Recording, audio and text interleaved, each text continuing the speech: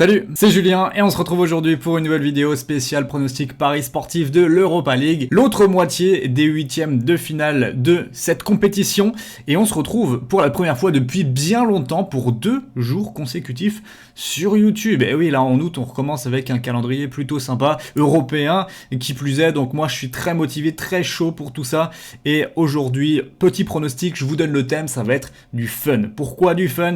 Il y a 4 matchs, parce que tout simplement j'ai rien de safe à vous proposer aujourd'hui à J-1. Si vous voulez les pronostics safe de ces matchs-là, il faudra venir sur mon groupe Telegram, le lien se trouve dans la description. Ouais, vous avez vu, je trouve des petits moyens de publicité déguisés maintenant, mais c'est la vérité les amis.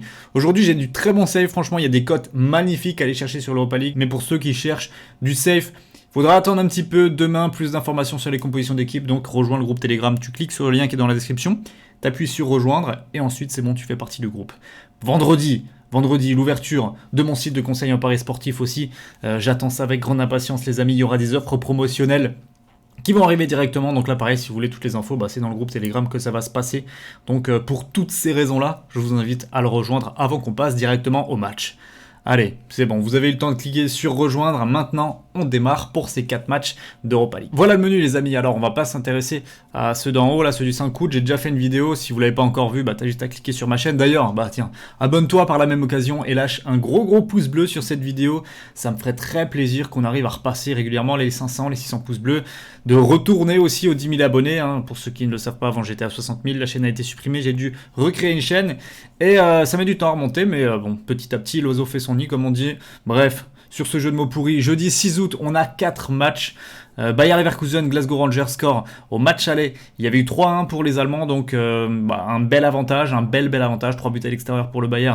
Normalement, c'est assez confortable. Séville contre Rome, Wolverhampton Olympiakos et Bâle contre Francfort. Donc tout ça m'amène à miser aujourd'hui et il y a clairement 2 matchs que je vais laisser de côté dans cette vidéo. C'est le match du Bayern contre le Glasgow Rangers parce que il y a déjà eu 3-1 à l'aller. Même si je voulais faire un fun, je trouve que c'est assez compliqué sur ce match-là. Sans les compos, le Bayern risque de faire tourner assez largement, je pense. En tout cas, j'ai pas la certitude qu'il y ait le 11 type du genre Kai Havertz, etc. Et Wolverhampton Olympiakos, ce match-là, pareil. J'ai pas de fun à tenter là-dessus. C'est un match qui me semble un petit peu bizarre. Donc là aussi, je vais attendre de voir de manière beaucoup plus prudente pour vous proposer des pronostics. En revanche, Séville-Roma et Bâle-Francfort, ça me plaît.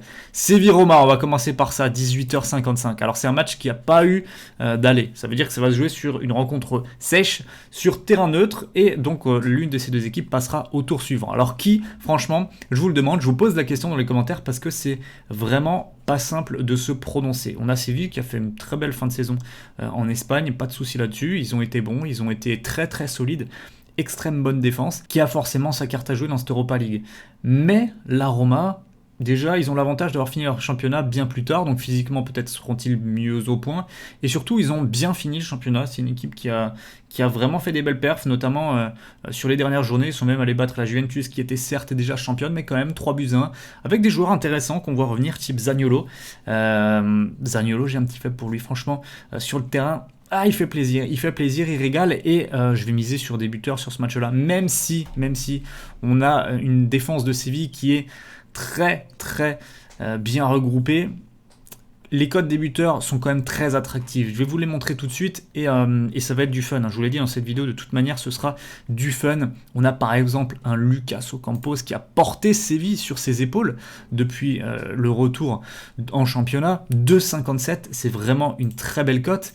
Et on a aussi Edin Dzeko coté à 3,15. Alors là, par contre, j'ai un peu de mal à comprendre la cote. 3,15 pour Edin Dzeko.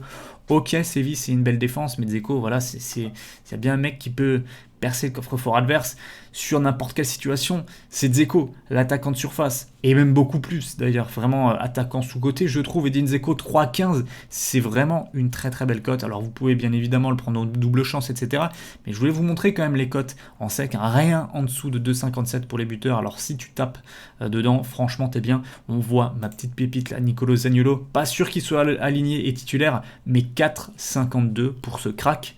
c'est quand même beaucoup, je trouve. Pourquoi pas prendre des doubles chances? Après, moi je pense que je vais quand même mettre mes petites pièces. C'est à 18h55 en plus pour se chauffer. BetClick offre en ce moment des free bets, hein. C'est pas un placement de produit, mais c'est la vérité tout simplement. Donc il y a à faire, je pense, sur ces 3 pronostics-là. On va passer maintenant au deuxième match qui m'intéresse beaucoup, et c'est donc Bâle contre Francfort. Score au match aller, 3-0 pour le FC Bâle. Alors entre guillemets, Bâle, ils ont eu la chance de prendre Francfort à un moment où c'était vraiment du grand n'importe quoi cette équipe.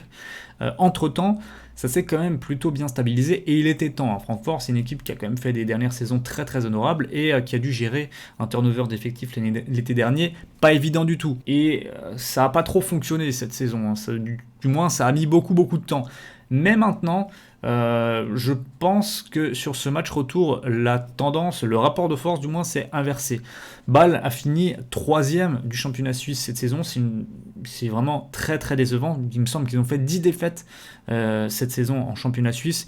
C'est vraiment beaucoup pour cette équipe-là qui était habituée à jouer le tout haut du classement. Là, ils ont été devancés par 2 équipes.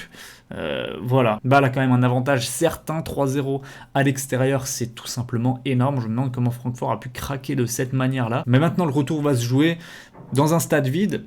Voilà, avec une équipe de Francfort qui a quand même fait des belles perfs lorsqu'ils ont terminé leur championnat. Alors, ils n'auront pas l'avantage physique qu'a le FC Bâle qui a terminé il n'y a pas longtemps. Mais voilà, Francfort doit être capable, je pense, sur un match contre cette équipe qui, sur le papier, on va pas se mentir, est quand même inférieure, de tenter de renverser la tendance. Alors la qualification de Francfort, elle est cotée à 10. Ça, c'est un méga fun. Mais évidemment, je trouve qu'une victoire de Francfort à 2,45, c'est pas dégueulasse du tout. Et surtout, j'ai un petit buteur. J'ai un petit buteur qui m'intéresse énormément. Je pense que ça va être le seul que je vais jouer sur ce match-là. Mais c'est tout simplement André Silva, 2,72. Il a roulé sur la Bundesliga depuis la reprise. Il s'est vraiment imposé en tant qu'attaquant de pointe titulaire dans cette équipe-là. Et tout simplement, il a rôdé dans la surface comme un vrai numéro 9. Et il a fait plaisir dans sa finition. Donc 2,72, je trouve que c'est extrêmement élevé. Surtout pour une équipe qui sera obligée d'attaquer très très très fort, à voir également les autres titulaires du côté de Francfort qui l'accompagnera. Est-ce qu'il y aura peut-être 2 pointes avec Bas Dost, à voir. En tout cas, 2,72, moi je le prends sans la moindre hésitation. Donc en gros, vous avez des pronostics que j'aime bien, type Lucas Ocampos, type Dzeko, type André Silva, et après vous avez du gros fun. Nicolo Zaniolo, 4,52, la qualif de Francfort à 10, ce serait fou, il faudrait faudrait tout simplement vraiment, je trouve que 10 encore c'est plutôt mal coté parce que 3-0 à l'aller et à domicile, prendre ce score là pour remonter à l'extérieur, et ça veut dire qu'il faudrait qu'il gagne minimum par 3 buts d'écart sans encaisser de but pour aller en prolongation, et après c'est 4 buts d'écart minimum, donc c'est quand même pas rien. Mais bon, cote à 10, pourquoi pas, en plus il y a des petits free bets à investir. Donc je vous le laisse dans la liste. Si jamais Francfort fait l'exploit, je pourrais dire que je m'étais placé dessus. Donc on arrive à la fin de cette vidéo qui est vraiment consacrée à des pronostics fun. J'espère que ça vous aura plu, que ça vous aura inspiré vous aussi dans vos pronostics. N'oubliez pas le pouce bleu, très important. Et pour le save, comme je vous l'ai dit, c'est sur Telegram que ça va se passer. Passez à toutes et à tous une très belle journée et nous on se retrouve très bientôt pour la Ligue des Champions. Allez, ciao.